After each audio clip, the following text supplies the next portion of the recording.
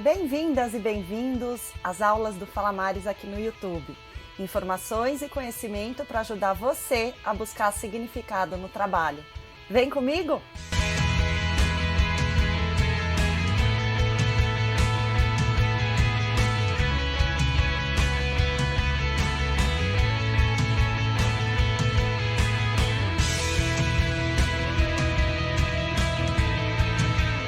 Olá! O que aquele homem com aquela pedra tem a ver com as consequências da sociedade do desempenho? Essa imagem é uma simbologia do mito de Sísifo, né? Que na mitologia grega foi condenado pelos deuses a empurrar uma pedra gigante montanha acima até o topo. Só que quando a pedra estava chegando lá em cima, ela rolava de volta para baixo e no dia seguinte ele tinha que fazer a mesma coisa. Esse mito é muito utilizado para simbolizar no mundo do trabalho o piloto automático, aquele trabalho sem sentido que a gente faz sem pensar. E aí eu acho que cabe também uma observação. Não é porque eu posso rolar a pedrona a montanha acima que eu devo ou eu quero. Então, na aula de hoje, a gente vai conversar um pouquinho sobre isso, sobre essa obsessão pelo desempenho, sobre a servidão voluntária e se a gente vive uma vida real ou uma vida de ilusão. Vamos lá? Quero lembrar para vocês que não precisa dar print, não precisa anotar loucamente nada, que no fim da aula, como sempre, tem um presente e hoje vocês vão poder baixar um e-book com todas as informações da aula 1 passada e da aula de hoje sobre essa obsessão do desempenho. A aula de hoje traz uma novidade, um formato diferente. Tcharam! Não conto. Quem quiser saber como é, vai ter que assistir. Bora?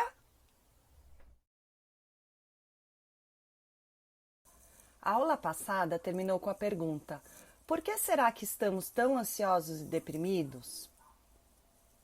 Nossa sociedade está doente em parte porque está cansada. Inclusive, entraremos para a história como a sociedade do cansaço. Esse termo, sociedade do cansaço, foi criado pelo filósofo sul-coreano Byung-Chul Han, autor do livro de mesmo nome. Para ele, a depressão é a expressão patológica de nós, seres humanos pós-modernos, em sermos nós mesmos. E aqui eu vou fazer um parênteses, meu, tá? Ele não diz isso no livro, mas eu diria que está mais em tentarmos ser aquilo que não somos. Para a gente entender melhor essa história, eu convidei a advogada, cantora e compositora Adriana Morim para ler um trechinho desse livro para a gente. Vem, Dri! Oi, Dri! Seja muito bem-vinda ao Fala Mares, aqui na aula do YouTube, a aula número 2. E estou muito feliz de você estar aqui de novo, né? Você já participou de uma live super rica no nosso Instagram. Quem não assistiu, dá uma olhadinha lá, porque vale muito a pena. Seja bem-vinda. Obrigada, o prazer é meu de estar aqui de novo. Sempre muito legal essas trocas e esse trabalho que você está fazendo, é sensacional. Então é uma honra para mim. Eu já te apresentei para todo mundo, então a gente pode começar com a leitura do livro. Tá, então vamos lá. Ela, a depressão, irrompe no momento em que o sujeito de desempenho não pode mais poder. Ela é, de princípio, um cansaço de fazer e de poder.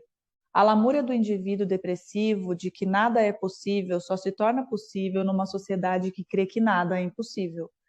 Não mais poder leva a uma autoacusação destrutiva e a uma autoagressão. O sujeito de desempenho encontra-se em guerra consigo mesmo. O depressivo é o inválido dessa guerra internalizada. A depressão é o adoecimento de uma sociedade que sofre sob o excesso de positividade. Reflete aquela humanidade que está em guerra consigo mesma. É bem forte, né? As palavras dele são bem fortes, na verdade. Sim. Fez sentido para você? Olha, faz muito sentido. Uma das coisas que eu acho mais interessantes, né, desse ponto de onde ele parte para criar essa teoria da sociedade do cansaço, toda essa questão do excesso de positividade é uma coisa que a gente, assim, não é tão óbvia, né? Até você ouvir a primeira vez, mas é essa coisa de que a gente pode tudo e a gente deve querer poder tudo, né? A gente precisa querer tudo e precisa buscar tudo e essa coisa de que você tem que estar sempre na sua máxima potência, né? Na sua melhor versão. Todas essas coisas são muito comuns, assim, né? São muito do lugar comum do dia a dia que a gente ouve, tanto na publicidade quanto na educação, né?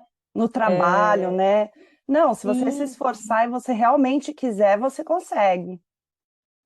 e você tem que querer, né? Assim, se por acaso você se encontra, às vezes, naquele lugar de talvez eu não queira tudo isso, talvez eu não queira mais do que isso, eu não queira desse jeito, isso é meio que um defeito, né? É visto como um defeito, talvez uma falta de ganância, mas num sentido muito negativo, assim, né? Com uma conotação muito negativa. Então, para mim, assim, reverbera bastante, porque acho que como todo mundo, né, eu também cresci com essa mentalidade de que você deve ser o melhor, e se você conseguir, ótimo, se você não conseguir, você tem que tentar ser. E essa coisa competitiva, né? E mesmo que não seja uma competitividade com o outro, que muitas vezes é também e acaba sendo prejudicial nas relações, mas essa coisa de você competir consigo mesmo, que também tem essa coisa, você não compete com o outro, você compete com a sua versão de ontem. Então, todo dia você tem que ser uma pessoa melhor, você tem que ser uma pessoa mais evoluída, né? E eu acho que isso acaba deixando a gente num lugar assim de angústia, né? De angústia eterna, assim, de insatisfação eterna e de autocobrança que acaba sendo meio violenta, assim, né?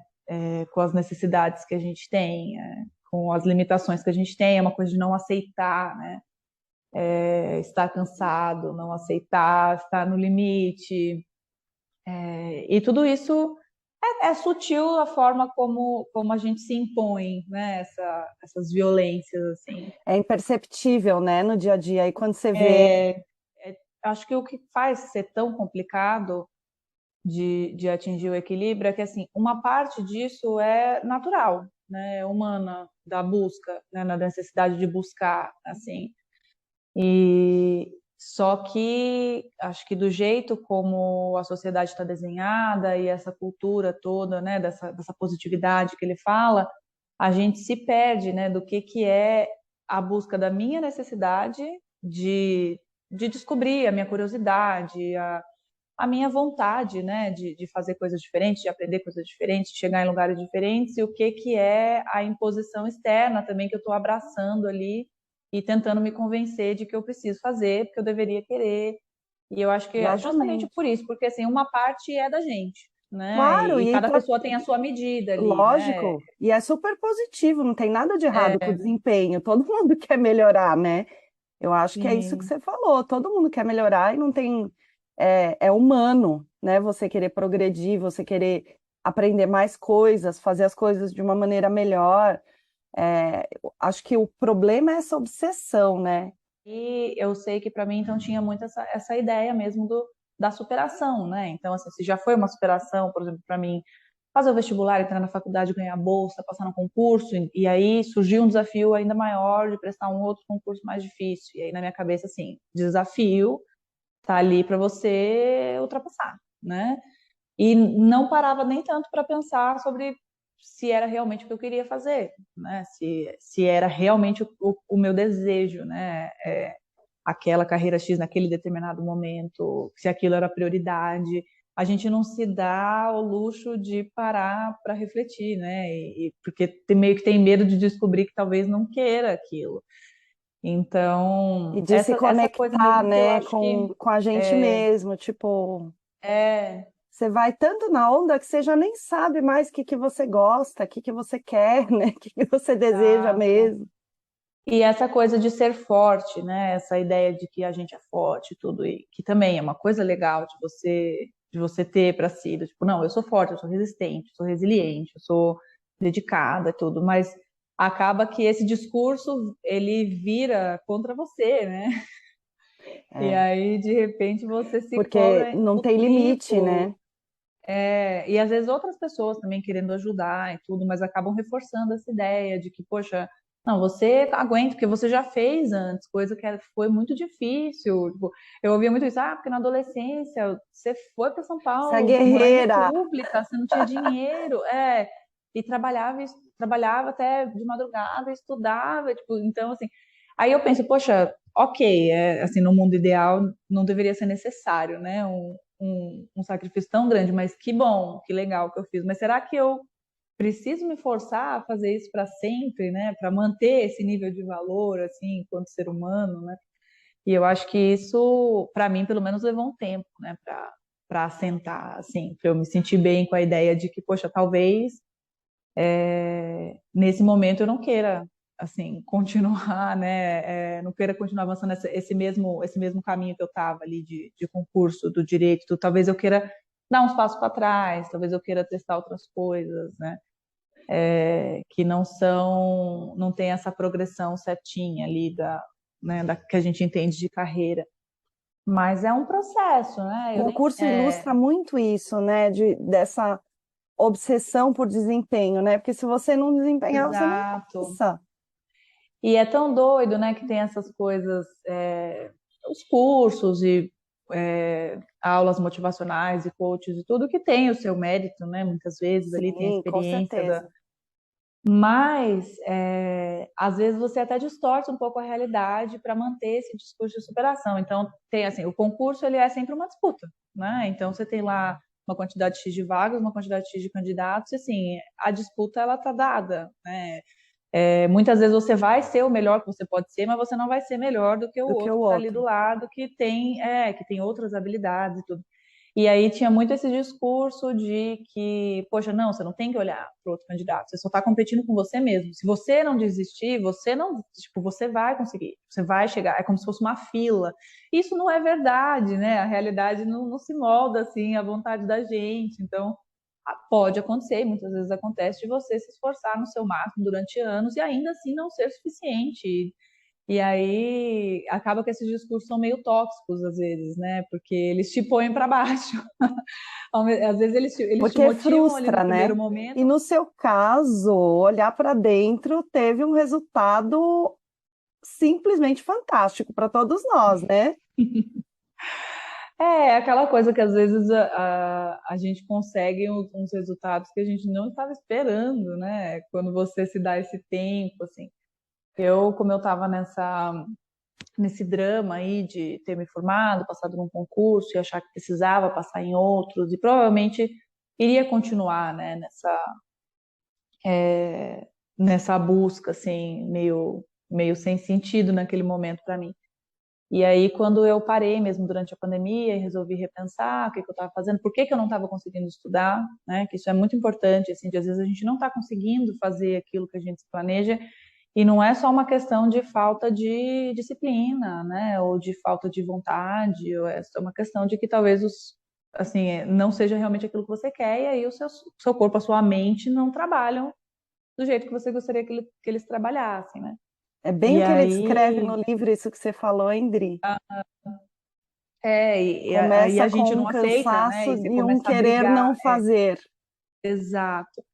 E aí, quando eu fui refletir melhor sobre isso, né? Também fazendo terapia e tudo, e me dando esse tempo, e percebi que, poxa, nesse momento realmente não é a minha vontade, né? Fazer isso, não é Olha, eu não tenho vontade, não tenho desejo nem do resultado que talvez eu conseguisse se eu continuasse me esforçando, né? Que dirá desse caminho, né? Que você também tem que estar afim do caminho, que o caminho, na verdade, é a única coisa que você tem ali, né? O processo, né? A única coisa que você tem garantida. E aí eu meio que me dei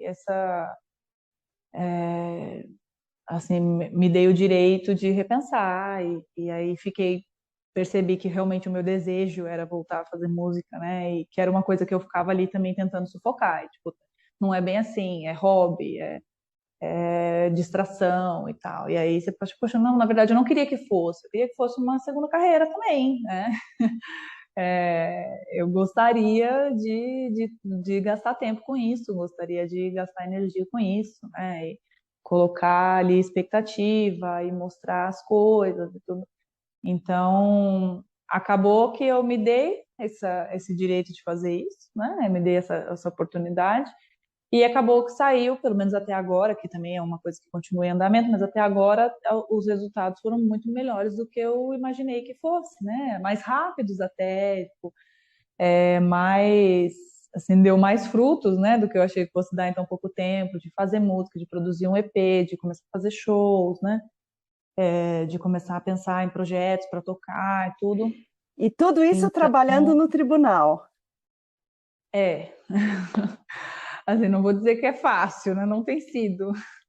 Mas, mas é essa tentativa mesmo de equilibrar, assim, de ver o que é a minha realidade hoje, né? O que eu preciso para manter aqui a vida que eu gosto de levar, para manter é, os contatos, né? O dia a dia que eu gosto de ter e ainda incluir essa coisa nova, né? Que é trazer a carreira da música também para o meu dia a dia, tudo. E Obrigada. muitas vezes no Fala Mares, você é sempre muito bem-vinda aqui, sempre agrega demais. É uma delícia te ouvir. Podia ficar aqui, ó, horas. Para mim é um prazer sempre, estou super disposta, disponível, só chamar. Beijo, até já, Adri. Beijo. Tchau, tchau.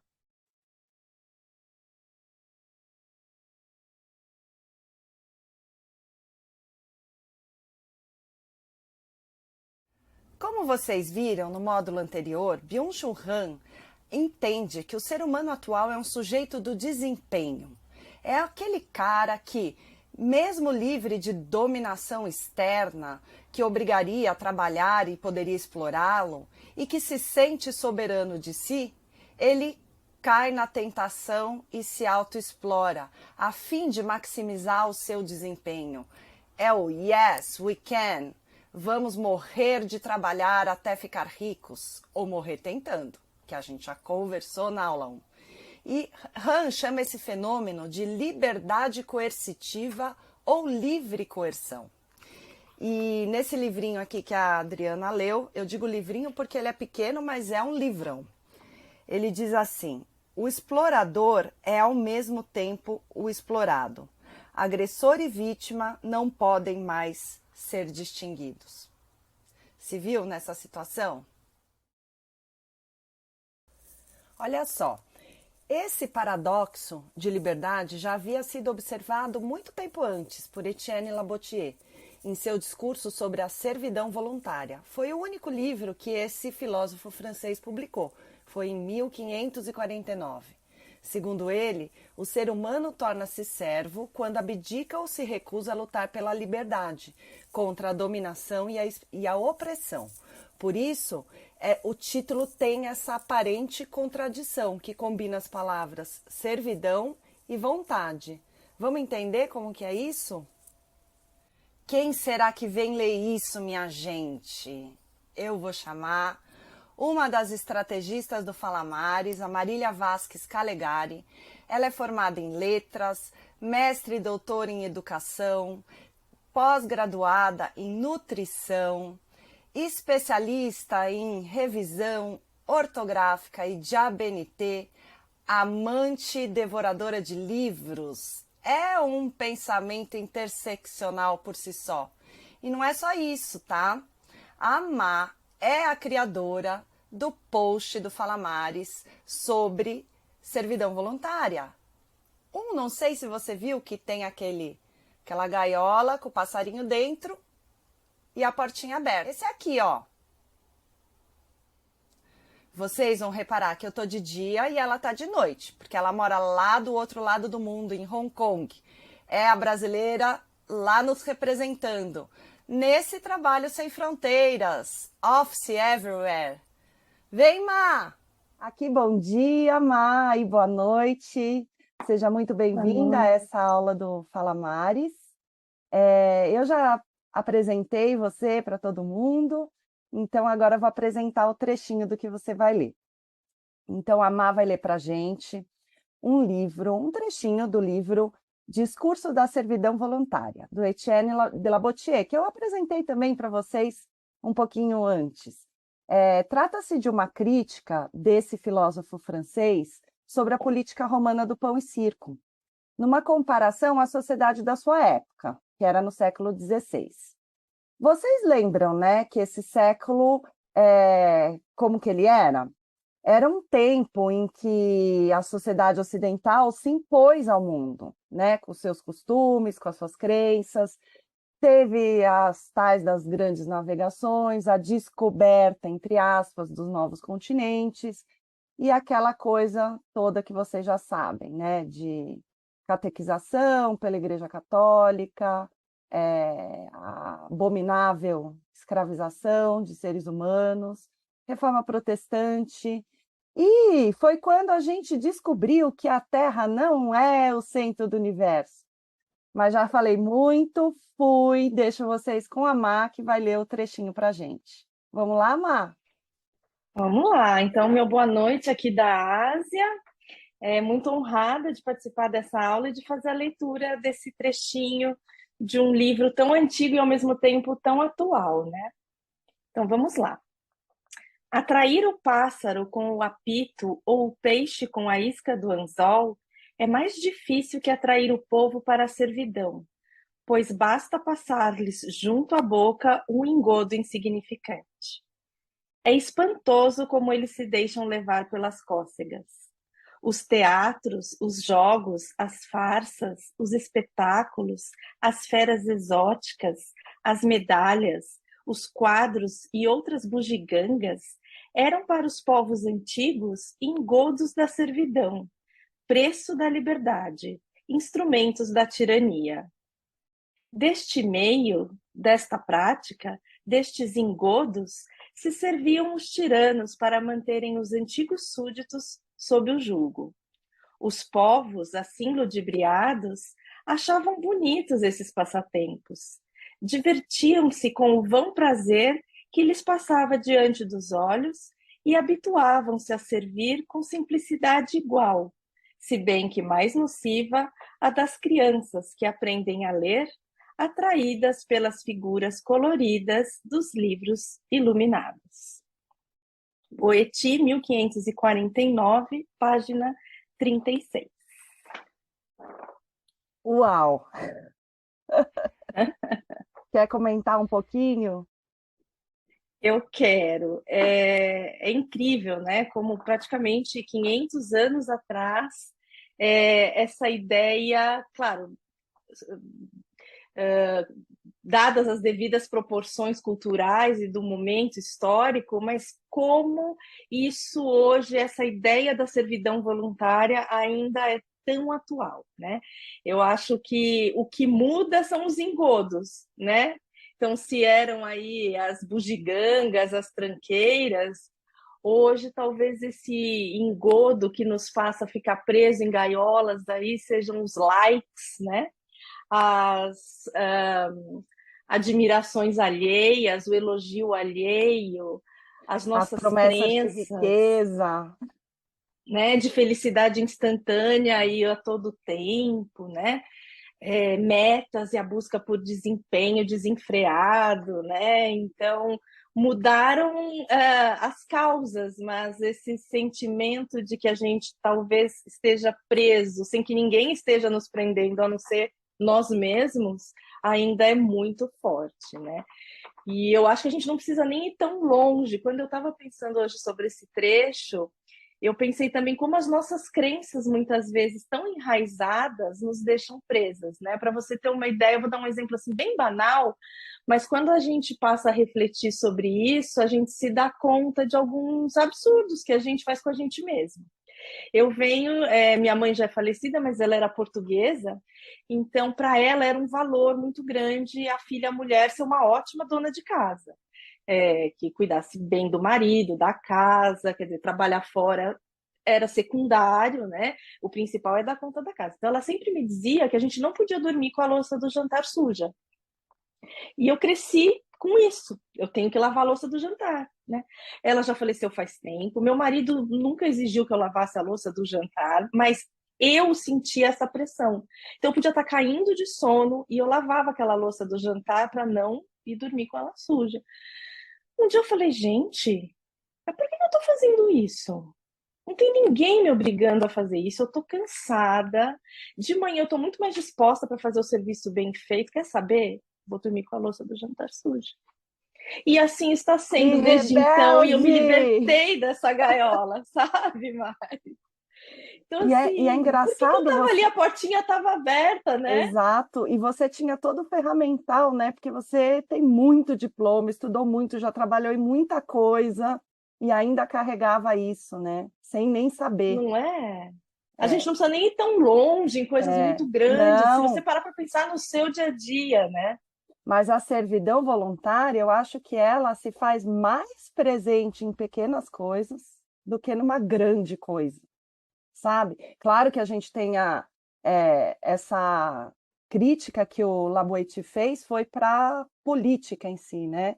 E o mundo político hoje também é assim, né? A maioria dos políticos jogam aí os engodos, né? Que falava Laboiti para a gente ir Uhum, atrás. Mas eu acho que esse. Quando você fez aquele post do pássaro na gaiola, eu me vi como aquele pássaro em várias gaiolas diferentes.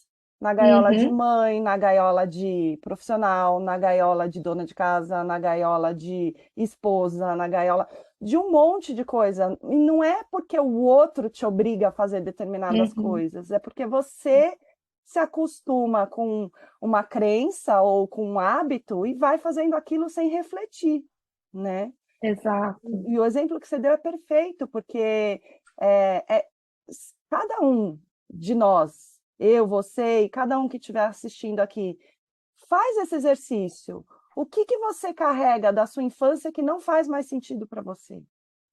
Ou que fazia Uhum. muito sentido para sua mãe, na geração dela, na história de vida dela, e você repete e não faz sentido para você, né? Pois Acho que a é. gente vai encontrar aí uma lista bem grande.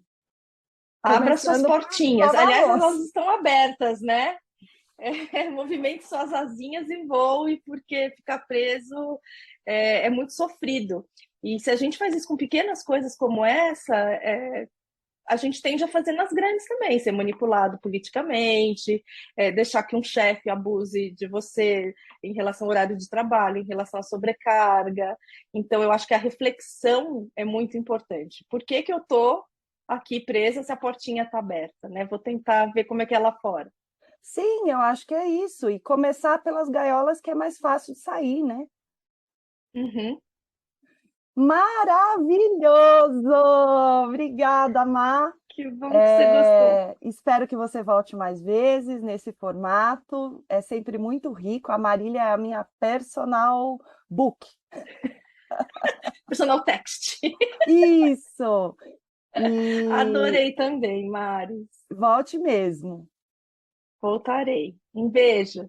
E aí, você está vivendo uma vida autêntica ou você está como passarinho preso na gaiola com a portinha aberta?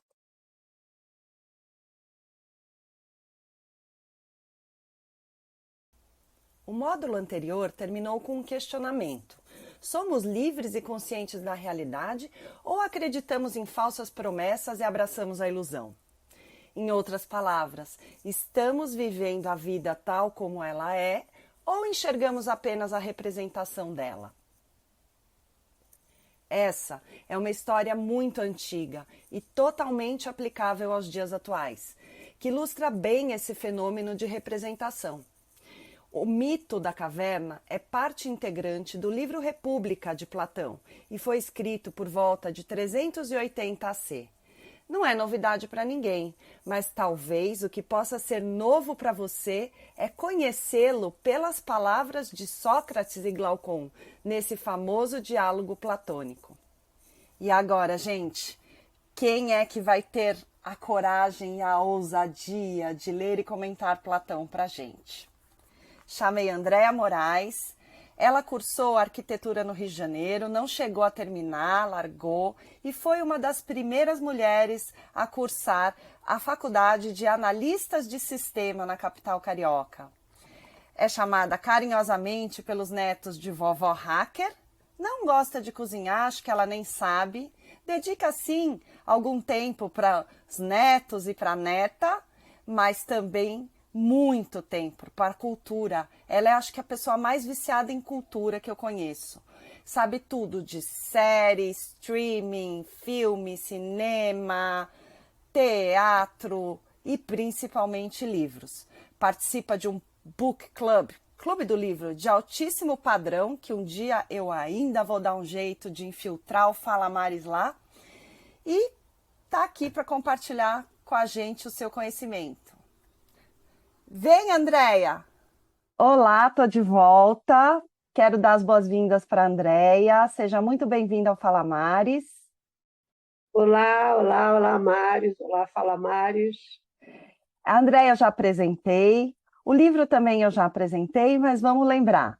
O Mito da Caverna é parte do livro 7 da obra República, escrita pelo filósofo grego Platão no século 7 AC. Nele, Sócrates e Glaucon dialogam sobre a realidade visível. A Andréia vai ler uns trechinhos para a gente e depois vamos ver o que ela achou. Então, vamos lá. Sócrates fala.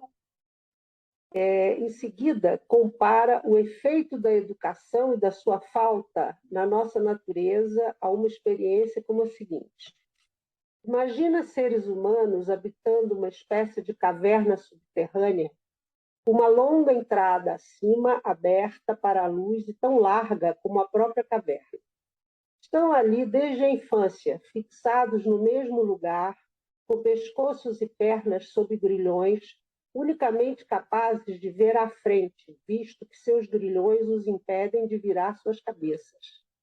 Imagina também a luz de uma fogueira acesa, a certa distância, acima e atrás deles.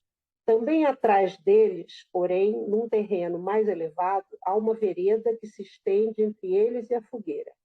Imagina que foi construído ao longo dessa vereda um muro baixo, como anteparo diante de manipuladores de marionetes acima do qual eles os exibem. Também imagina que há pessoas ao longo do muro carregando todo tipo de artefatos que são erguidos acima do nível do muro. Estátuas de seres humanos e de outros animais, feitas de pedra, madeira e todo material. E, como seria de esperar, algum desses carregadores conversam ao passo que outros estão calados. E se sua prisão produzisse um eco que viesse do muro que se opõe a eles? Não achas que acreditariam que as sombras que passam diante deles estivessem falando toda vez que um dos carregadores que caminhasse ao longo do muro estivesse fazendo?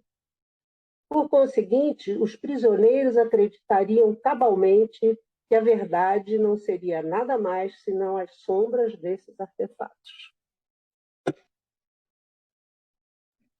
Que difícil, não?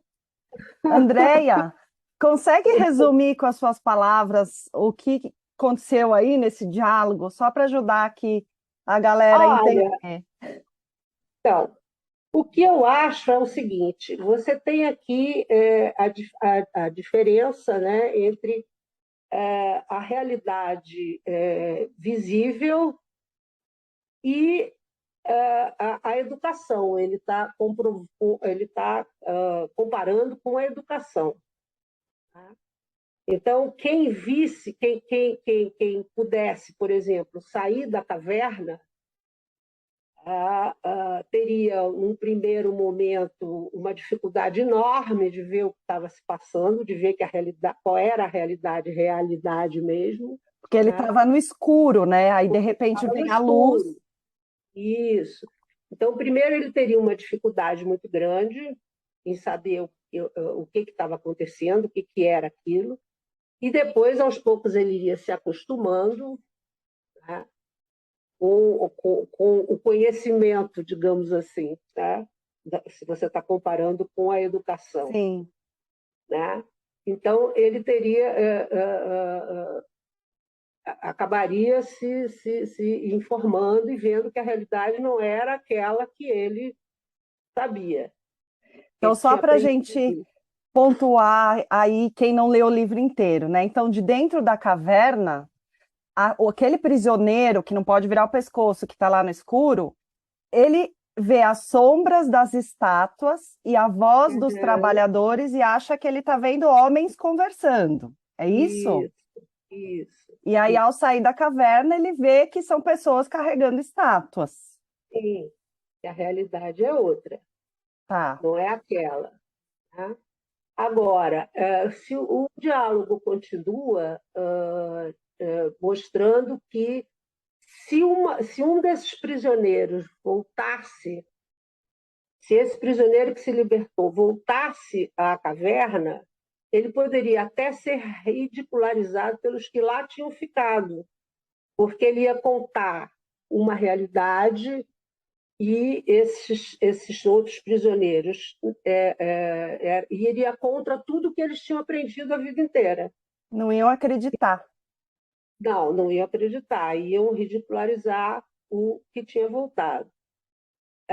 Eu acho que a gente pode fazer uma comparação com o mundo atual da seguinte maneira: nós estamos vivendo num mundo em que parece que a humanidade está se conformando com a ignorância. Tá? A gente tem uma quantidade enorme de informação, diariamente a gente recebe, tanto pela TV quanto pela internet, pelas redes sociais, mas poucas pessoas vão atrás de investigar o que realmente essas informações querem dizer.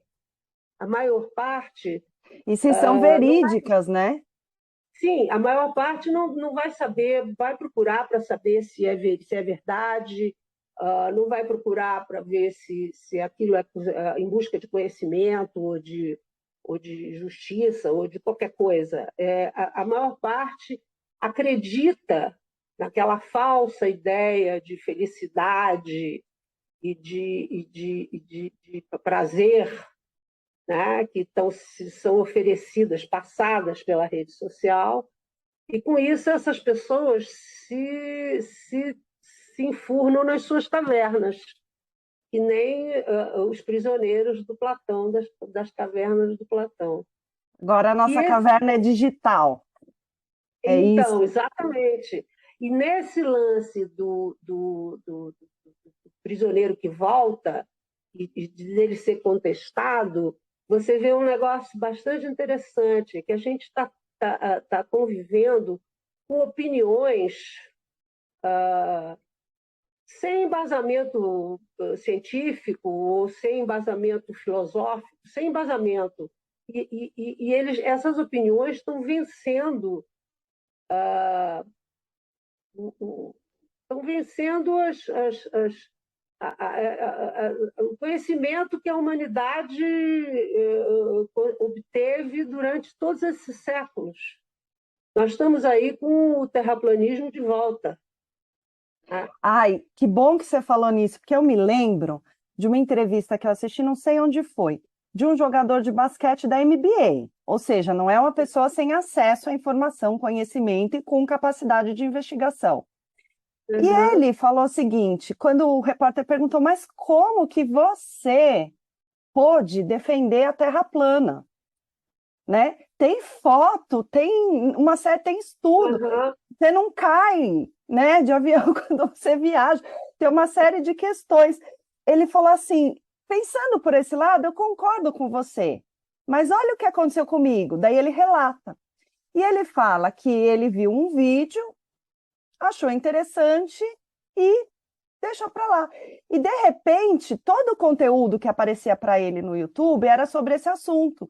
E ele via pessoas renomadas, né? E famosas e também com acesso à informação, divulgando isso. E ele entendeu que, então, o mundo inteiro estava indo por essa tendência. E aí ele falou, bom, se todo mundo que é mais inteligente do que eu está indo, então deve ser verdade. Não passou pela cabeça dele a questão do algoritmo, a questão de estar numa bolha, na caverna, né, digital. E ele acreditou. Aí você vê, a pessoa nem tem, não é assim só. É a ignorância, como você falou, pela falta de movimento e de ação de buscar a verdade, né? Isso, de Não por buscar o uma. conhecimento, isso. não por uma questão assim, que a pessoa quer ir contra a humanidade, não é, a pessoa vai sendo levada e não percebe, né? Exatamente, exatamente. Imagino como não deve acontecer isso conosco, porque o volume de informações que a gente tem que se aprofundar é muito grande. Eu mesma, Uhum, toda vez que recebo um negócio de WhatsApp, primeiro vou lá no site confirmar se é fake news, porque não dá mais para saber. E não dá para você exatamente, investigar profundamente tudo, né? exatamente. Então, fico imaginando que, claro que a Terra plana a gente não vai cair nessa armadilha, mas será que não tem armadilhas pequenas que a gente também está na caverna e nem sabe? Então, sabe, é aquele negócio da gente estar voltando para a caverna pela nossa própria vontade, né? Que liga com o módulo anterior da servidão voluntária, Isso, né? isso, Que a partir do momento que exatamente. você não tem conhecimento e não enxerga a realidade como ela é, você vira um Uhum. servo. Exatamente, exatamente. Muito bacana, Andréa. O que mais você quer comentar desse livro? Gostou do livro? É Eu maravilhoso. achei, eu achei sensacional, né? Achei sensacional, gostei demais. Todo, todo, o caminho, né, com que ele vai para falando da necessidade que você tem de ser um ser social e político, né? Que é uma coisa que você que está cada vez menor aí, né? Você tem as maiores maluquices soltas pelo ar. Mas isso é muito bom. E o que seria o estado ideal, né? Tudo isso ele fala nesse livrinho aqui, nesse pedacinho. E eu achei uma coisa deliciosa de ler. Eu acho, bom, eu amo. E o que Gostei demais. e na prática, o que as pessoas podem fazer para tentar pôr o pezinho para fora da caverna? Olha, eu sempre fui amante da leitura, né? Eu acho que a leitura ela é fundamental para as pessoas botarem o pé fora da caverna, né? Diversos temas, diversos assuntos, diversos escritores, sabe, do mundo inteiro. Eu sempre fiz isso a minha vida inteira, sempre li tudo, né? De todos os temas e tudo. E eu acho que isso daí é fundamental para você tirar o pé da caverna. É você ter um conhecimento do mundo, né? E eu acho que você obtém esse conhecimento através da leitura. Acho que É, a literatura ela é fundamental, e o eu acho. bacana do livro é que é um tipo de conhecimento que cada um vai absorver do seu jeito e É o interpretar do seu jeito. jeito. Aí, Uhum. assim, não existe uma manipulação para levar para cá, para lá. Você que vai fazer a sua Exato. interpretação, né? Uhum, exatamente.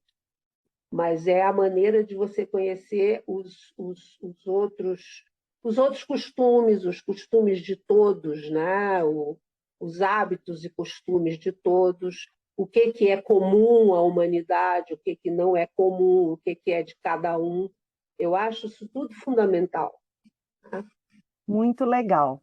Andréia, sem querer te explorar, já vou deixar aqui um compromisso de você voltar para as aulas do Falamares, para a gente conversar sobre outros livros, séries, filmes, podcasts, porque haja fonte aí, hein, para te Maravilha, abastecer. maravilha. Quando você quiser, você me chama, a gente conversa. Sensacional. Então, vou me infiltrar, eu e o Falamares, nesse book club maravilhoso seu. Então, tá bom. Será Obrigada, bem. Andréia. Até a Beijo, meu próxima. bem. Até. Tchau. Tchau.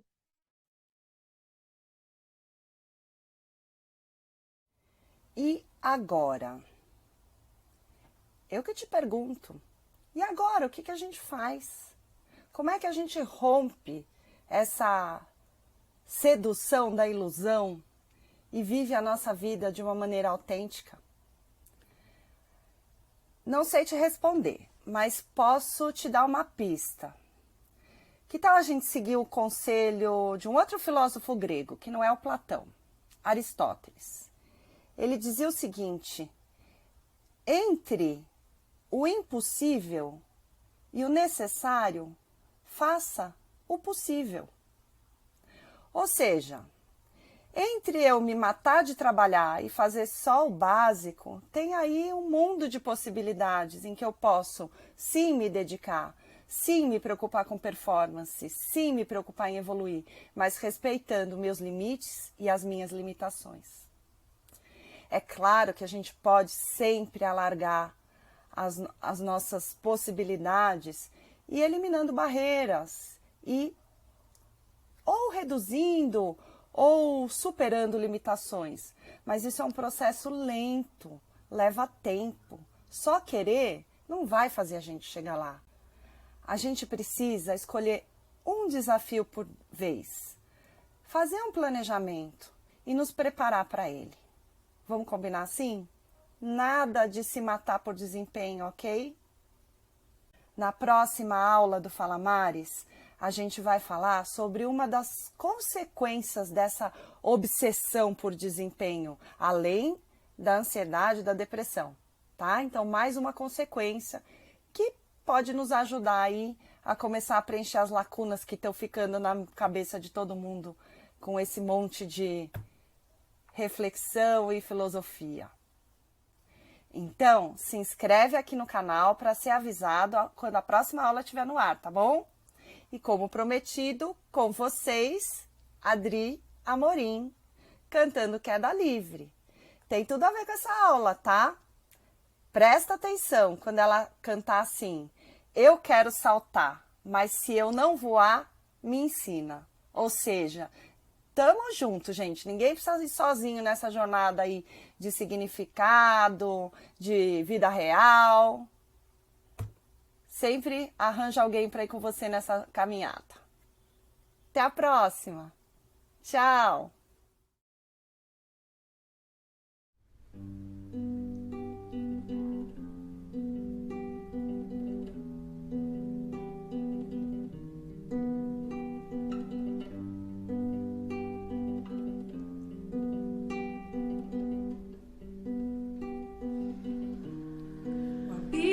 Seus olhos dá medo e fascina.